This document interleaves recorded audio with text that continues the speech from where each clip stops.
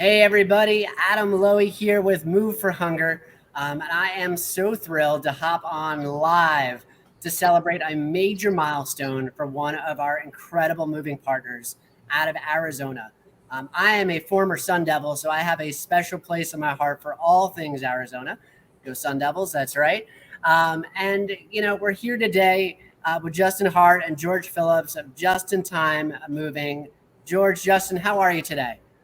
Doing well. Great. How about yourself? Doing very well. The reason that you're joining me here is because you've done a good thing. You have hit 3 million pounds of food delivered to your local food bank in Arizona. I know you guys work really closely with the United Food Bank out in Mesa. Incredible organization. And before we get to how you actually accomplish this, I just really first wanted to say congratulations because you're the first moving company to accomplish this, and I know you put a lot of work into getting there. But I'm really curious and really why, right? Why did you guys end up getting involved with Move for Hunger? How did you first get involved with the food bank? Tell me a little bit about what you were thinking and really where your passion was at that time.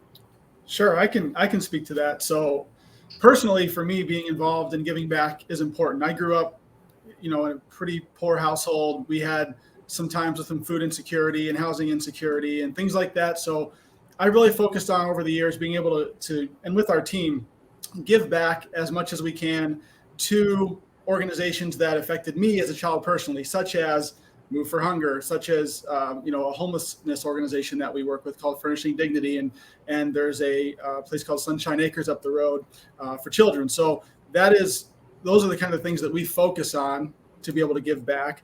We're very fortunate in the business we're in to have that opportunity, and we just utilize our resources to do that. So when we first found out about Move for Hunger, we're a local moving company primarily that does some interstate. So it's hard for us to kind of fit the mold of collecting food from interstate moves, which typically works out well. So we were thinking about how we could help out with what we do and what we have. So we have a good group of movers, trucks, and warehousing, and we decided to offer that as much as we could to your organization to be able to transport food and help out as needed. So that's really where it started.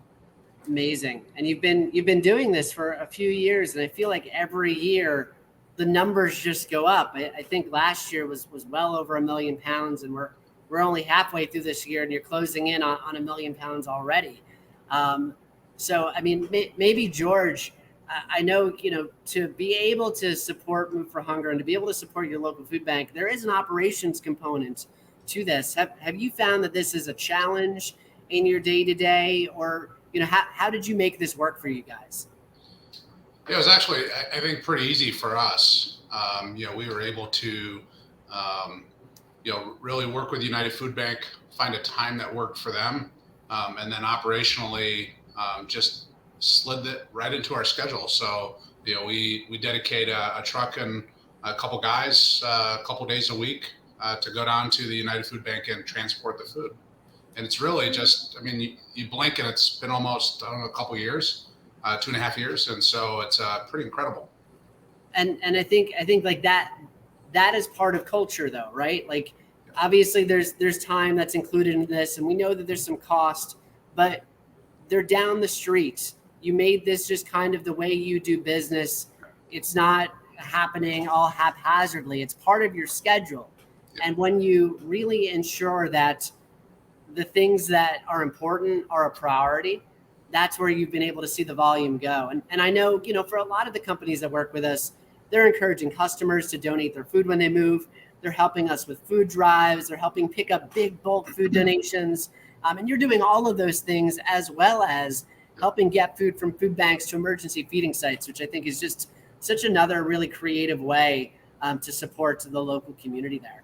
How was it that you first heard about Move for Hunger, and what was your initial reaction when you heard about our organization? Yeah, when I first heard about it was at the 100th annual, at that time, AMSA conference, and you were celebrating 10 years. Absolutely. And you were on the stage there speaking. And for me, I kind of walked away kind of thinking kind of low hanging fruit. Justin and I both attended that conference. And we just kind of walked away and said, we do into the community in Mesa already, but what else can we do? And I went back to Justin and we talked about it after the conference, and it was really just an easy way for us to integrate this right into already what we were doing. Like Justin said, we have the trucks, we have the resources, we have the warehouse, we have the trucks, and just finding the time to do it, which really wasn't hard either. I'm watching all the photos of your team and your crews kind of scroll past as you talk. What has it meant to them to be kind of part of a company that gives back? Because there's a lot of moving companies out there that they could be working for. Have you noticed, or have you gotten any feedback from your teams? Yeah, I mean, George and I both they love it. I mean, they were, some of the guys that have done these moves previously, and then we kind of filter them in and out, so they get a good range of our team on these moves. If they're not on them for a while, they're asking George, hey, are we still doing the Move for Hunger, food bank situation? And they want to know about that, which is really cool. So George can probably speak to that as well as far as what he hears. Yeah, it's funny. I mean, they're always, they know, we're a little competitive too. I mean, it's giving back. It's the heart of giving back, but it's always fun to kind of see, hey, how are we doing? Where are we at? Have we hit 1 million pounds yet? And so, I love to see the standings. I look for those when they come out from you guys and see kind of where we're at, where we rank, and against other larger companies. And I feel like we aren't even doing it nearly as much as we could. For us, this was really just a start. It kind of amped up during COVID a little bit when things got crazy and there was more help needed. And it's still, as you know, Adam, we're still don't have all the help that we need. And there's more we can do to help solve, food insecurity. There's just way too much food in this country for us to have the problem that we do. So we are hoping that we embrace it. Our team embraces it. They love what we do. And we hope that we inspire other movers to get involved and compete with us. I would love for us to fall to 5th or 7th or 10th in the rankings if we could, with what's out there. So for us, there is some competitiveness to it, but we just love to and embrace giving back. Well, to your point, 35% of the food produced in the United States ends up in landfills, while 1 in 6 children go to bed hungry each and every night. The work you're doing is important. There is an endless amount of need here, though. So for anybody else listening that wants to get involved, please visit the website. You can learn how to take action.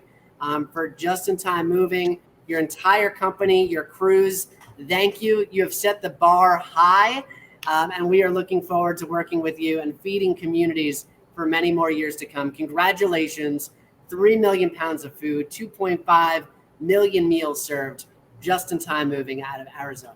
Awesome. Yep, definitely. Cool. Thank you very much, Adam, and thank you. Adam. Thank you. Yeah, we appreciate it.